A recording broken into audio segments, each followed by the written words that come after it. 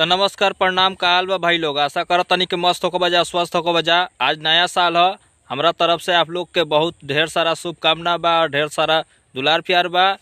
हमरा चैनल के भाई ए घड़ी रीच बढ़त नहीं खे, बहुत टेंशन में रह तनी यार। एगो चैनल रहा हमार कौशल क्रेजी के नाम से, ओपर एनिमेशन वीडियो हम डालत रहनी है, शॉर्ट में चाहे लॉन्ग में, कार्टून वाला। ए बार उ चैनल मोनिटाइज होके $10 बन के भी हमार चैनल डिमोनेटाइज हो गई। तो भाई लोग बहुत टेंशन लाई रहा तनी, यही से हम एहू चैनल पर वीडियो बनावल कम कर दिले बनी।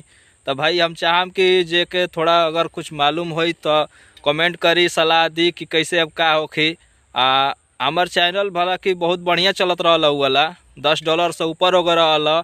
गूगल एक्सेस पिन खातिर हम अप्लाई कैनी है, वो अप्लाई भी हो गई, एड्रेस भी कन्फर्म हो गई। ओकर बाद हमार चैनल पर कंटेंट के अब इशू के लेके कि एआई से जुड़ल बटे हमार चैनल से कि का है, या दूसरा के हम वीडियो पर वॉइस ओवर कह के डालत रहनी है कि ओकरा वजह से हमके खुद नहीं बुझात भाई लोग। तो हम चाहम कि थोड़ा हमार मदद होके। हम इतने भाई लोग का अब कहल जा समस्या के।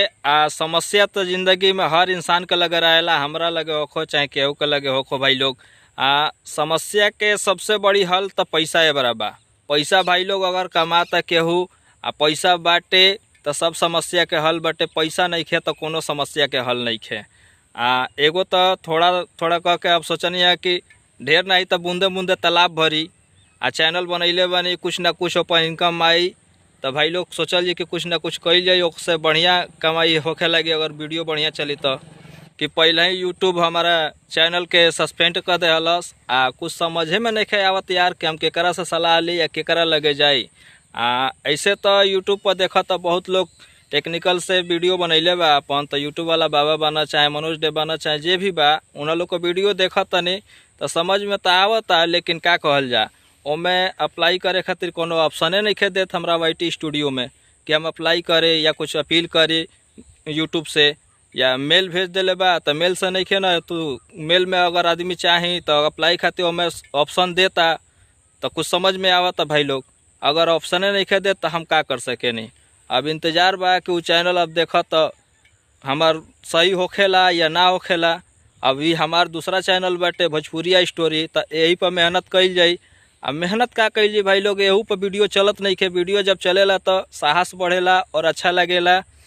कहे का मतलब ये बा कि कमेंट वमेंट आवेला तो और दिल लागेला, दिलचस्पी बढ़ेला कि हम वीडियो बनाई ताकि हमरा के लोग देखता, हमार वीडियो पसंद करता। चाहे जैसन भी बनाई, ब्लॉगिंग बनाई चाहे शॉर्ट बनाई चाहे रिएक्शन बनाई, अगर वीडियो चलेला भाई केहू के भाई चैनल होके वीडियो चली तो ओकर अच्छा लगी। देखी जा हम आज वो वीडियो बनावे वाला ना रहने, लेकिन मन में आइल कहने कि भाई वीडियो बना दिया जाए, का कइल जा।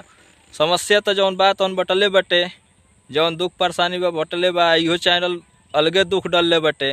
तो भाई हम चाहम कि हमरा के तनी सपोर्ट करी जा और कमेंट वमेंट कह के बताई जा कि हमार चैनल पर का हल समस्या के हल बा का नहीं खे, तबे कुछ समझ में आई। और हाँ भाई लोग देखी जा केहू भी वीडियो बनावता जेकर भी चैनल बा, एने कौने वीडियो भाई डालल बहुत मूर्खता बटे। हम तो जानम कि अगर वीडियो बनावत जा चाहे कुछ हो बोले आवे चाहे मत बोले आवे, हम ही जानतनी हमरा के कुछ बोले ना आवेला। कैमरा जब सामने खोले ना आ जब वीडियो बनावे नहीं तो कुछ समझ में ना आवेला कि का कहीं या ना कहीं। तो भाई लोग कुछ भी मत कहे आवे, वीडियो खोल के अपने वीडियो डाली, गाना वाना वाला मत डाली, चाहे आई कार्टून फार्टून मत डाली, चाहे मूवी वूवी बाटे फिल्म बाटे ओकर कहीं क्लिप काट के मत डाली, ना तो ये बहुत बड़ समस्या डाल देता यूट्यूब चैनल। मोनिटाइज नहीं खे होखे देत। दूसरा के तो वीडियो एकदम उठा के मत डाली, भले अपन ब्लॉगिंग डाली, टेक्निकल डाली या एजुकेशन से डाली, वो बहुत बढ़िया रहे। तो हम भाई आपसे बात खाली हम जानम कि ब्लॉगिंग होखी दूसरा का वीडियो अब ना डालल जाए। दूसरा का वीडियो डालने में बहुत बड़ समस्या हो जाता। चैनल तो चलता लेकिन भैया मोनिटाइज में बहुत बड़ दिक्कत डाल देता। तो भाई लोग हम चाहम कि हमरा वीडियो पर लाइक कमेंट करी जातनी ताकि हमरो दिल के तसल्ली मिले। वीडियो यार का कहल जा कुछ समझ में नहीं खे आवत, कुछ समझ में आई तो वीडियो रोज़ डलती जा। जब वीडियो चली तो नहीं खे चलत तो एकदम निराशा हो जाता आदमी। सब चीज़ वीडियो बनावे, एडिटिंग अच्छा कर, थर्मल बनावो, डाल अपलोड कर, इंतज़ार कर कि वीडियो आज चली कि काल चली कि ना चली।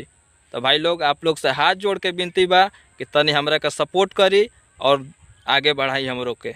ज़्यादा ना तो आदमी सब्सक्राइब ज़्यादा नहीं के करत तो कमेंट भी आवेला ना तो दिल के तसल्ली मिलेला कि चला एगो दूगो कमेंट आइल बटे, बहुत बढ़िया हमार वीडियो चली।